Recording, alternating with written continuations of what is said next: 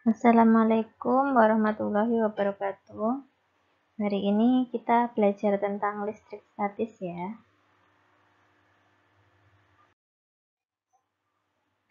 Nah, hukum yang paling mendasari dari listrik statis sendiri yaitu hukum Coulomb. Nah, di mana di sini kita bisa melihat ada dua muatan yang saling berdekatan. Kemudian jika muatannya itu sejenis, maka dia akan tolak-menolak. Tetapi jika muatannya itu berlainan jenis, maka akan tarik-menarik. Nah, di sini saya ambil contoh ada muatan positif dan juga muatan positif. Kita dekatkan, ternyata saling menjauhi. Nah, di sini ada F-nya itu adalah gaya.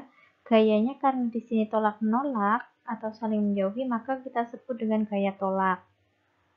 Kemudian di situ ada Q1 adalah muatan yang pertama, kemudian Q2 adalah muatan yang kedua.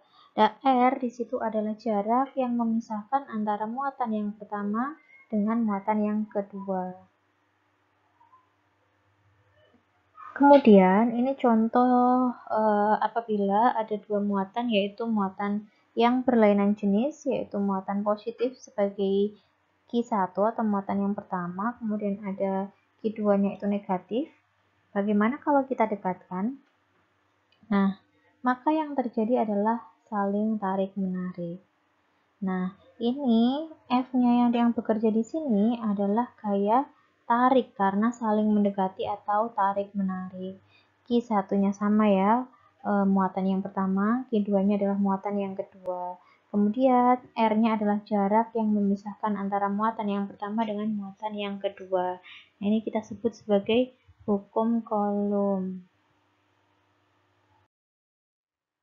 Nah, baiklah, kita lanjutkan lagi pembahasan mengenai hukum Coulomb. Jadi, besar gaya tarik atau gaya tolak antara muatan itu sebanding dengan besar muatan masing-masing. Berarti besar muatan masing-masing itu ada Q1 dan Q2 ya tadi. Dan juga berbanding terbalik dengan kuadrat jarak antara kedua muatan. Nah, jarak tadi kita simbolkan dengan R. Nah, berarti di sini F atau gaya tarik ataupun gaya tolak sama dengan K, Q1, Q2, R kuadrat. Nah, K-nya di sini apa? K-nya itu adalah konstanta atau tetapan. Jadi K-nya itu nilainya itu selalu tetap, yaitu nilainya sebesar nih 9 kali 10 pangkat 9 Newton meter kuadrat per kolom kuadrat. Sedangkan Q1-nya adalah muatan untuk partikel yang pertama, misal positif ya berarti Q1-nya nanti positif, Q2-nya juga muatan untuk yang partikel yang kedua, entah positif atau negatif. Kalau misalkan Q1-nya positif, Q2-nya positif, berarti nanti yang ada F-nya adalah gaya tolak atau F tolak.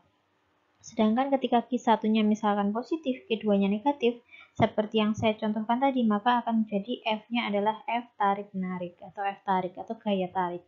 Kemudian R kuadrat adalah tadi ya, jarak kuadrat jarak yang memisahkan antara Q1 dan Q2. Selanjutnya, selain gaya Coulomb, ada juga medan listrik.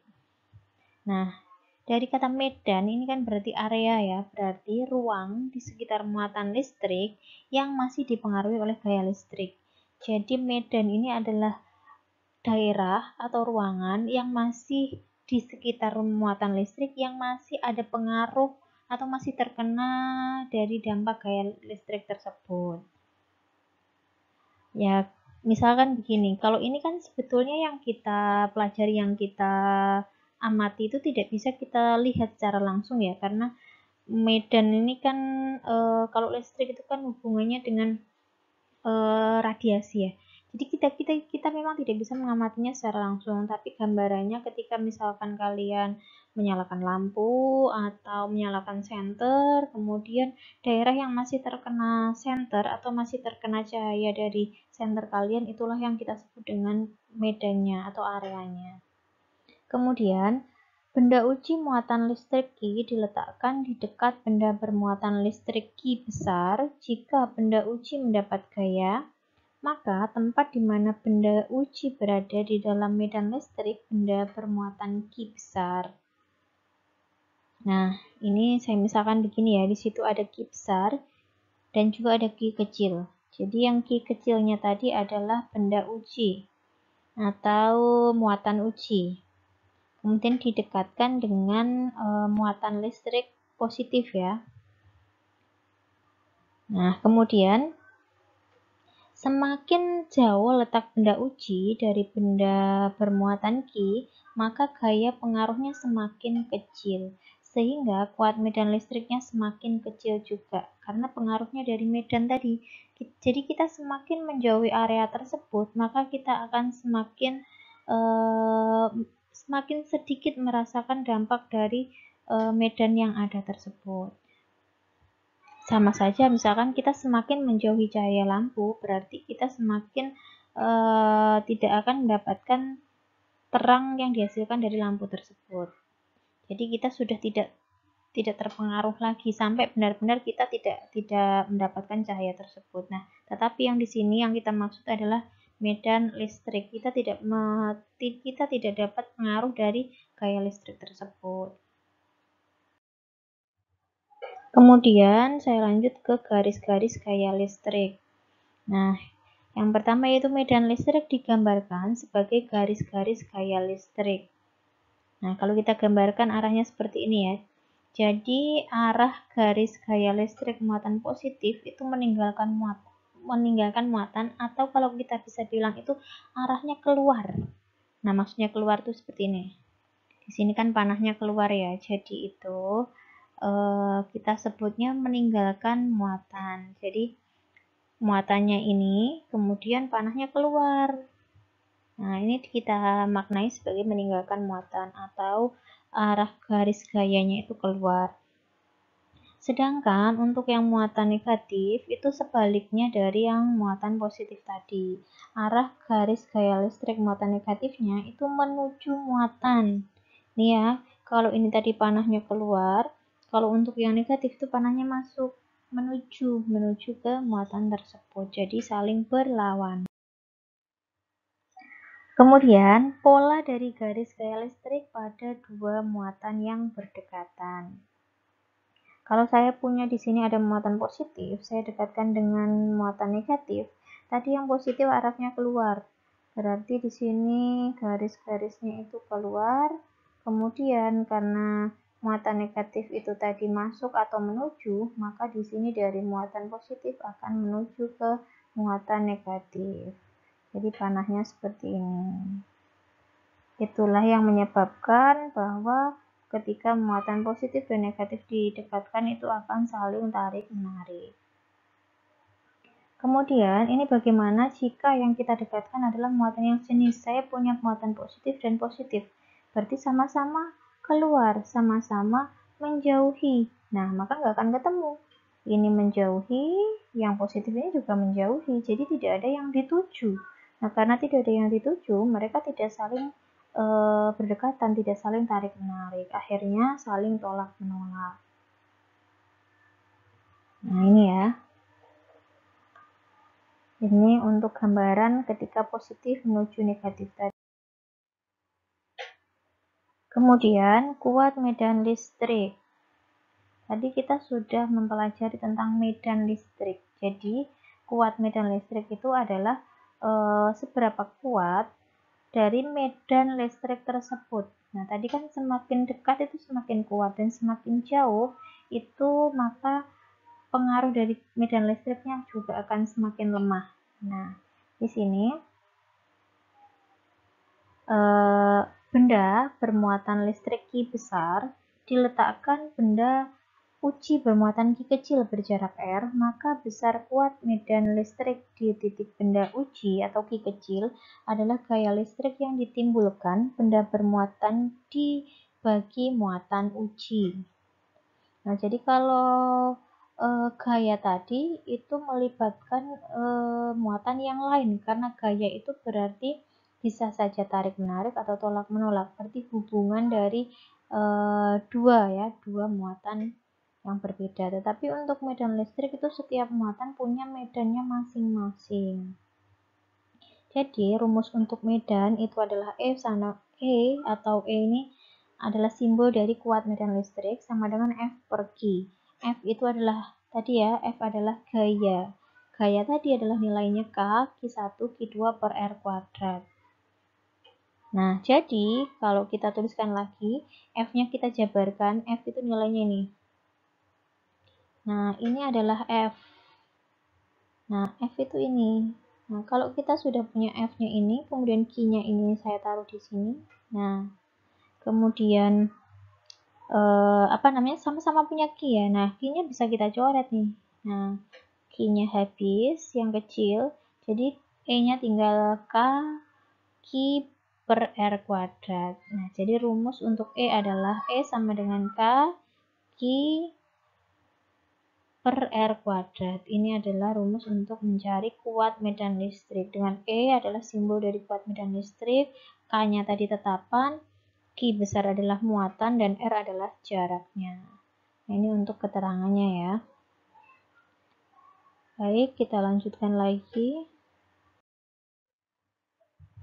Kemudian induksi listrik. Peristiwa pemisahan muatan pada suatu benda ketika didekati benda bermuatan listrik. Jadi ini adalah namanya induksi. Induksi itu adalah ketika benda didekati dengan benda yang bermuatan listrik. Ini sebetulnya mirip dengan cara pembuatan magnet dengan cara induksi ya, jadi didekatkan. Kemudian di sini saya misalkan punya muatan netral. Netral itu artinya jumlah muatan positif dan juga muatan negatifnya itu sama. Kemudian saya dekatkan dengan muatan positif. Nah, ketika saya dekatkan dengan muatan positif, maka muatan positifnya tadi akan menarik muatan negatif yang ada pada muatan yang sebelumnya netral tadi. Jadi yang muatan negatifnya tertarik oleh muatan positif. Kemudian muatan listrik pada benda dengan induksi. Sama ya, ini saya punya netral, kemudian saya dekatkan dengan muatan positif, maka muatan negatifnya akan tertarik. Nah, untuk menetralkan kembali, maka harus ditambah dengan muatan negatif. Nah, muatan negatif itu kita bisa bilangnya atau bisa buatnya itu istilahnya ground ya. Ground itu kita bisa salurkan ke tanah misalkan, atau bumi, karena bumi mengandung elektron. Nah, nanti dari bumi itu akan mendapatkan elektron sehingga nanti lama-kelamaan akan bermuatan negatif. Jadi, benda netral bila diinduksi dengan benda bermuatan positif, maka akan menjadi bermuatan negatif. Jadi, kebalikan ya, kalau didekati muatannya positif, maka dia malah akan menjadi bermuatan negatif. Kemudian, muatan listrik pada benda dengan induksi. Nah, ini sama, tetapi didekati dengan muatan negatif. Awalnya kita punya benda netral, didekati dengan negatif, maka yang ketarik adalah muatan positifnya. Kemudian muatan negatifnya akan kembali ke bumi atau ke tanah. Nah, sehingga sisanya adalah bermuatan positif. Jadi, benda netral bila diinduksi dengan benda bermuatan negatif akan menjadi bermuatan positif. Jadi sebaliknya ya, kalau muatan yang didekatkan tadi positif, maka hasilnya akan menyisakan bermuatan negatif. Tapi kalau muatan yang didekatkan atau muatan ujinya itu adalah muatan negatif, maka yang tersisa dari muatan netral tersebut adalah bermuatan positif. Kesimpulannya, jenis muatan benda yang terinduksi berlawanan dengan jenis muatan benda yang menginduksi. Ya. Kemudian saya lanjut ke elektroskop. Jadi elektroskop ini merupakan alat yang digunakan untuk mengetahui muatan listrik pada benda. Kalau gambarnya itu seperti ini ya. Jadi di bawah di sini ada kakinya yang bisa membuka dan menutup. Jadi yang di sini itu bisa membuka dan menutup. Nah, ilustrasinya ini ya. Ini yang saya bilang tadi yang bisa membuka dan menutup. Yang atas ada kepala elektroskop, kemudian ada konduktornya itu, kemudian ada daun elektroskop. Jadi yang bisa membuka menutup ini namanya daun elektroskop. Yang di sini ini adalah yang konduktornya. Kemudian ada lapisan kacanya. Selanjutnya, prinsip kerja dari elektroskop. Jadi, pada saat elektroskop netral, daun elektroskopnya akan menutup. Ini, di bawah ini akan menguncup atau menutup. Kemudian, ketika pada saat elektroskopnya bermuatan, maka daun elektroskopnya terbuka. Entah itu bermuatan positif atau negatif, maka elektroskopnya akan terbuka. Selanjutnya, muatan listrik pada elektroskop dengan induksi. Nah, awalnya kita punya elektroskop yang netral. Maka tadi kakinya itu belum terbuka, atau daunnya itu belum terbuka. Kemudian kita dekatkan dengan muatan positif, maka muatan negatifnya akan naik ke atas atau tertarik oleh muatan positif yang didekatkan tadi, karena muatannya harus berbeda ya. Maka yang tersisa di bawah adalah muatan positif. Jadi kepala elektroskop didekati benda bermuatan positif, maka elektron dari daun bergerak menuju kepala elektroskop dan daun elektroskop akan terbuka. Ini ya, awalnya menguncup, kemudian akan terbuka, dan yang di bawah adalah bermuatan positif. Kemudian ketika dipegang oleh manusia atau kepala elektroskopnya disentuh dengan tangan, maka elektron dari bumi mengalir menuju elektroskop dan menetralkan daun elektroskop. Maka daun elektroskop akan menutup kembali. Yang awalnya dapat positif di sini dapat muatan negatif dari tangan manusia tadi. Pada akhirnya akan netral kembali dan daun elektroskop akan menutup. Selanjutnya, elektroskop menjadi bermuatan negatif karena menerima elektron dari bumi. Jadi kelama-kelamaan setelah netral, ketika terus mendapatkan muatan negatif, maka muatan negatifnya akan berlebihan sehingga daun elektroskop akan membuka lagi dan menjadi bermuatan negatif. Jadi jenis muatan benda terinduksi berlawanan dengan jenis muatan benda yang menginduksi. Kemudian ini adalah peristiwa terjadinya kilat. Kilat itu yang menyambar-nyambar ya, yang biasanya itu ketika mendung atau mau hujan. Nah, ini misalkan kita ilustrasikan di sini, saya punya muatan positif dan negatif yang jumlahnya sama atau berarti di sini netral. Nah, kemudian ketika mendapatkan elektron dari awan atau dari kilat tersebut, kemudian terus-menerus pada akhirnya yang tadinya netral maka menjadi tidak netral lagi. Kemudian, ketika tidak netral itu kan berbahaya ya, maka bisa kita buat penangkal petir biasanya. Nah, penangkal petir ini bagaimana caranya agar yang tadinya itu mengenai langsung itu dapat kita alirkan. Jadi petirnya itu atau muatannya tadi hanya numpang lewat. Jadi yang tadi awalnya muatannya sama netral, kemudian dapat muatan negatif, muatan negatifnya itu numpang lewat kemudian kembali lagi ke bumi. Jadi tidak mempengaruhi atau tidak mengganggu dari keadaan di rumahnya ini. Jadi ini kan biasanya ini bentuknya cuman ini. Nah, nih bentuknya cuman ini, garis biasanya cuma seperti antena yang lurus ke atas ya. Nah, pada akhirnya ketika selesai, nah ini kan tetap netral, jadi tidak masalah gitu. Ini prinsip kerja dari penangkal petir. Kemudian ada lagi generator Van de Graaff. Ini adalah mesin pembangkit listrik statis yang sangat besar. Nah, bentuknya seperti ini, mungkin yang pernah bermain ke Taman Pintar, TMII, atau yang sejenisnya ya, yang biasanya itu menyediakan apa ya, semacam alat-alat sains atau alat-alat yang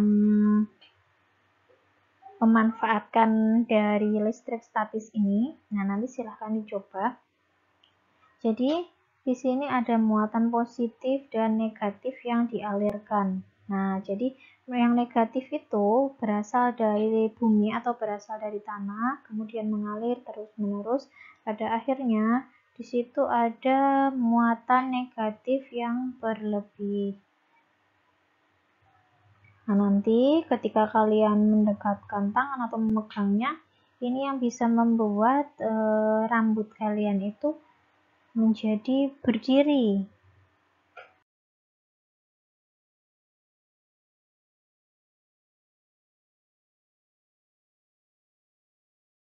Nah, gitu.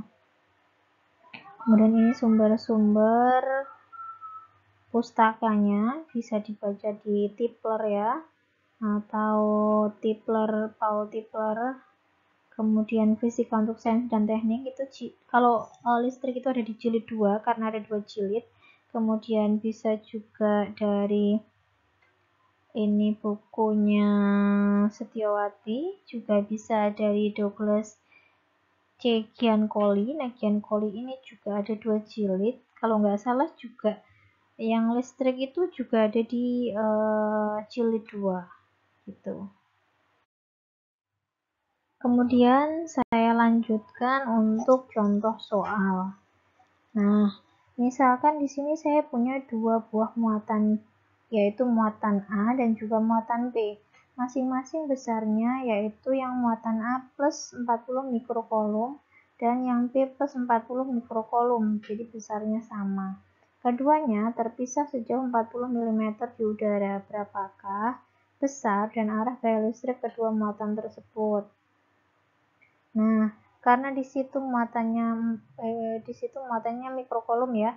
Mikrokolom kita perlu rubah dulu ke kolom.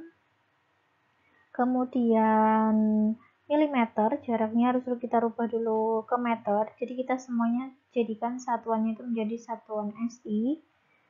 Kemudian kita masukkan ke rumusan, F yaitu tadi K, QA, QB per R kuadrat. K-nya kan tetapan, 9 kali 10 pangkat 9. Kemudian mikrokolom jadi kolom itu dikali 10 pangkat min 6. Nah, karena pangkat 10 kali 10 pangkat min 6, karena di situ 40, jadi saya bisa tulis menjadi 4 kali 10 pangkat min 5. Atau sebetulnya bisa juga kita tulis 40 kali 10 pangkat min 6. Tapi kan bisa juga saya tulis dalam bentuknya. Jadi 4, boleh juga nih nulisnya 4 kali 10 pangkat min 40 ya, ini 40 kali 10 pangkat min 6 itu boleh juga. Tapi kan sama saja maknanya dengan saya tulis ke 4 kali 10 pangkat min 5. Jadi sama saja. Dan nih. Nah, ini maknanya sama saja. Nah, jadi karena sama saja maknanya, jadi saya pilih di sini menggunakan 4 kali 10 pangkat min 5. Nah, kalau sudah kita kalikan, semuanya kita hitung sampai ketemu ternyata gaya tariknya itu adalah F-nya 9 kali 10 pangkat min 3 Newton. Gitu. Jadi saya berikan satu contohnya dulu. Jika belum jelas, nanti bisa ditanyakan. Sementara untuk listrik statis cukup sekian dulu. Terima kasih atas perhatiannya. Assalamualaikum warahmatullahi wabarakatuh.